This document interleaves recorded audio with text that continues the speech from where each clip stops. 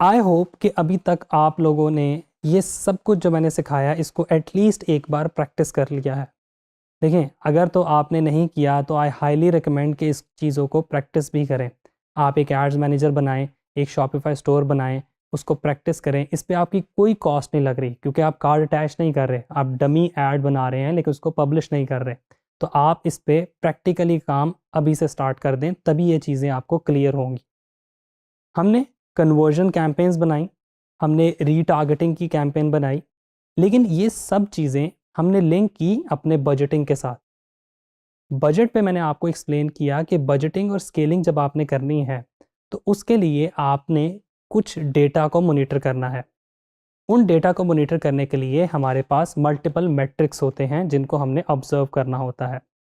उसमें हमारे पास सबसे पहला जो स्केल आता है, जो मैट्रिक आता है, वो है कैक या CPA। कैक उसकी शॉर्ट फॉर्म है CAC, और अगर मैं फुल फॉर्म की बात करूं तो वो कस्टमर एक्विजिशन कॉस्ट कहलाती है। कस्टमर एक्विजिशन कॉस्ट जो है वो आपके कस्टमर को बिजनेस में लेकर आने की टोटल कॉस्ट है। उसके अंदर मार्केटिंग की कॉस्ट भी इंक्लूड है, उसके अंदर हो सकता है कोई और कॉस्ट भी इंक्लूड हो, आपकी वेबसाइट की कॉस्ट है। फॉर एग्जांपल, अगर आप $25 पर मंथ स्पेंड कर रहे हैं शॉपिफाई पे और महीने में आपके 1000 कस्टमर्स आ रहे हैं, तो आपने वो डिवाइड करके उस कॉस्ट को भी कस्टमर एक्विजिशन में इंक्लूड करना है। लेकिन दूसरी तरफ हमारे पास CPA आता है। CPA है cost per action. Cost per action का मतलब ये है कि अगर एक कस्टमर ने क्लिक किया है और वो क्लिक करके आपकी वेबसाइट पर आया और उसने परचेज कर ली, अब ये कॉस्ट पर एक्शन है कि कस्टमर के कन्वर्जन का एक्शन परफॉर्म करने की आपको क्या कॉस्ट मिली। इसमें मल्टीपल एक्शंस इन्वॉल्व हो सकते हैं। हो सकता है कस्टमर के ऐड टू कार्ट करने तक आपको एक कॉस्ट पड़े। हो सकता है कस्टमर आपके पास आता है और कोई परचेज नहीं करता लेकिन फिर भी फेसबुक आपसे चार्ज कर लेता है, जो कि अवेयरनेस कैंपेन के अंदर अक्सर होता है, वो भी आपकी CPA में इंक्लूड होता है। अब CPA को आप कैलकुलेट कैसे कर सकते हैं? CPA कैलकुलेट करने का फॉर्मूला है कि आपका जो टोटल स्पेंड है उसको आपने डिवाइड कर देना है नंबर ऑफ कन्वर्जन पे। फॉर एग्जाम्पल, आपने 2000 रुपये का एड स्पेंड किया, उसको जब आप डिवाइड करेंगे और आपको उसके अंदर फॉर एग्जांपल 4 सेल्स आ गई, आप जब डिवाइड करेंगे तो आपको 500 रुपये का CPA पड़ा। यानी कि एक कस्टमर को बिजनेस में लेके आने की हमें कॉस्ट पड़ी 500 रुपीज़। दूसरा मैट्रिक हमारे पास हो जाता है ROAS। ROAS का मतलब है return on ad spend. Return on ad spend कैसे कैलकुलेट करते हैं? उसके लिए हम जो रेवेन्यू है, रेवेन्यू को डिवाइड कर देते हैं एड स्पेंड से। रेवेन्यू क्या चीज़ है? फॉर एग्जांपल, आपकी एक प्रोडक्ट है 2000 रुपये की, या इसको एज्यूम करते हैं हमारी 3000 रुपीज़ की एक प्रोडक्ट है। अगर हमने 500 रुपये का बजट स्पेंड किया और हमारी 3000 रुपीज़ की जो प्रोडक्ट है वो बिक गई, तो इसका मतलब है हमने अपने एड स्पेंड से 6 गुना महंगी प्रोडक्ट बेच दी। तो ये जो 6x होगा हमारा, ये ROS कहलाएगा। मैं इसको एग्जाम्पल से आपके सामने रखता हूँ। हम इसको ज़रा डॉलर्स की एग्जांपल के साथ लेके चलते हैं।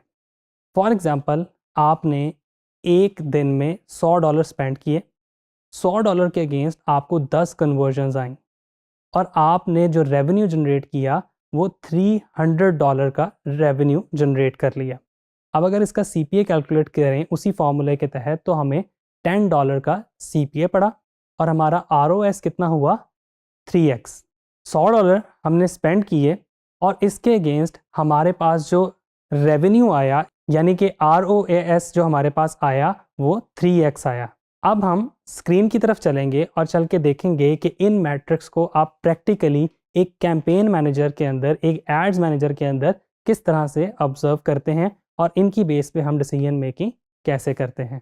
अब हम स्क्रीन पर आ गए हैं और स्क्रीन पर चल के हम देखते हैं हमारे पास कुछ कैंपेन्स का यहाँ डेटा अवेलेबल है जो कि PKR में है।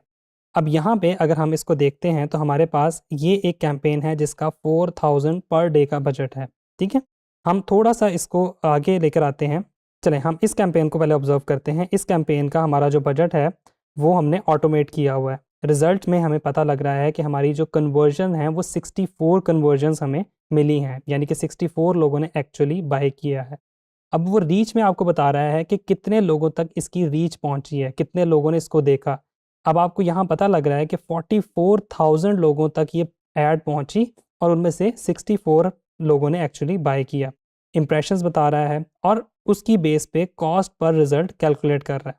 यानी कि 64 लोगों ने बाय किया आउट ऑफ दीज, तो हमारे पास जो कॉस्ट पर रिजल्ट आया, ये कॉस्ट पर कन्वर्जन भी इसको बोल सकते हैं आप, इसको कॉस्ट पर एक्विजिशन भी बोल सकते हैं, इसको आप CPA यानी कि कॉस्ट पर एक्शन भी बोल सकते हैं। इस स्पेसिफिक सिनेरियो में यहाँ पे हमें पता लगा कि 938 रुपीज़ में हमें एक सेल मिली है, टोटल 64 सेल्स हुई हैं और हमारे स्पेंड हुए हैं 60,057 रुपीज़। ये सारे स्टैट्स हैं जिनको आपने डेली बेसिस पे मॉनिटर करना है, जिससे आपको एक्चुअल डेटा मिलेगा कि अगर मेरे ये स्टैट्स आ रहे हैं तो मैंने कितने की सेल की और कितना लूज़ कर दिया।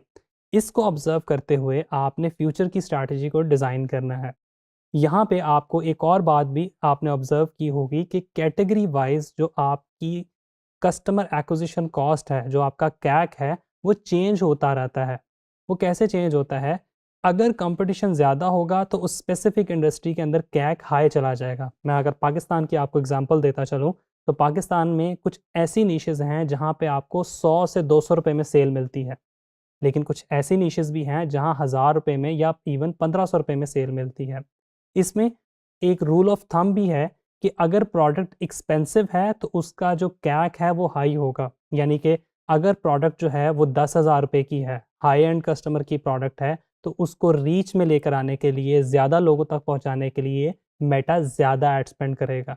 जब मेटा ज़्यादा एड स्पेंड करेगा तो आपका जो कैक है वो भी इंक्रीज़ कर जाएगा। सम टाइम ये होता है कि 10,000 की प्रोडक्ट का 2,000 या इवन 3,000 रुपए भी आपका CPA आ जाता है। लेकिन अगर आपकी प्रोडक्ट 1200 रुपए की है, आप कोई लिप बाम बेच रहे हैं, कोई सोप बेच रहे हैं, कोई फेस वॉश बेच रहे हैं, अब वो 1200 रुपए की प्रोडक्ट का यूजुअली जो कैक है वो 200, 300, 250 रुपए होता है। सम टाइम जो बहुत सैचुरेटेड मार्केट्स होती हैं, जैसे अगर मैं बात करूँ तो वुमेन अपैरल पाकिस्तान में स्पेसिफिकली एक सैचुरेटेड मार्केट है। परफ्यूम की मार्केट की बात करूँ तो काफ़ी सैचुरेटेड मार्केट है, क्योंकि multiple brands and multiple players जो हैं वो वहाँ पे अवेलेबल हैं। यहाँ डिमांड एंड सप्लाई भी आती है। इस कॉन्सेप्ट को ज़रा समझिएगा। पाकिस्तान में ऑनलाइन परफ्यूम बेचने वाले लोग मोर और लेस उतने ही हैं। Over the period of time वो इंक्रीज़ ज़रूर करते हैं, लेकिन बहुत बड़ा इंक्रीज़ उसमें नहीं आता। लेकिन मेटा ने दिन में जो लोगों को ऐड दिखानी है, जो इंटरेस्टेड हैं परफ्यूम बाय करने में, वो लोग तो उतने ही हैं, लेकिन ब्रांड्स इंक्रीज़ करते जा रहे हैं। तो मेटा क्या करेगा, किसी दिन किसी बंदे को किसी ब्रांड की ऐड नज़र आएगी, अगले दिन हो सकता है उसको नज़र ना आए, किसी और को नज़र आए। तो यहाँ डिमांड एंड सप्लाई आ जाती है, जिसकी वजह से भी आपका जो CPA है वो हाई हो जाता है। आपको टेस्टिंग के थ्रू ये पता लगेगा कि आपके ब्रांड का CPA कहाँ स्टैंड कर रहा है, और अब आपने अपनी प्रोडक्ट के अंदर कितना अपना मार्जिन रखना है और कितनी मार्केटिंग या कस्टमर एक्विजिशन कॉस्ट रखनी है। लास्टली इस टॉपिक में, मेटा के टॉपिक को हम कंक्लूड कर रहे हैं, इसमें मैं आपको एक और टूल सजेस्ट करता जाता हूँ, जो कि एक बड़ा न्यू और एक लेटेस्ट AI टूल है, जिसमें आप अपनी ऐड को एक्चुअली पब्लिश करने से पहले जो आर्टिफिशियल ऑडियंस है उसको दिखाते हैं। उसके लिए हम स्क्रीन पर आ जाते हैं। यहाँ पे ये टूल मैंने आपके सामने ओपन किया है, आर्टिफिशियल सोसाइटीज़। आर्टिफिशियल सोसाइटीज़ एक टूल है जिसमें आप साइन इन करें और इसको एक्सप्लोर करें। इसमें करते आप ये हैं कि आप अपनी पूरी कैंपेन यहाँ पे डिज़ाइन करते हैं, अपना क्रिएटिव देते हैं, अपनी जो कैप्शन वगैरह है वो प्रोवाइड करते हैं। ये AI ऑडियंस को आपकी ऐड दिखाता है और आपको कुछ रिकमेंडेशन देता है। एक चीज़ याद रखें, ये AI टूल जो है ये आर्टिफिशियली डिज़ाइंड है, तो इसकी जो एक्यूरेसी है वो 100% नहीं है।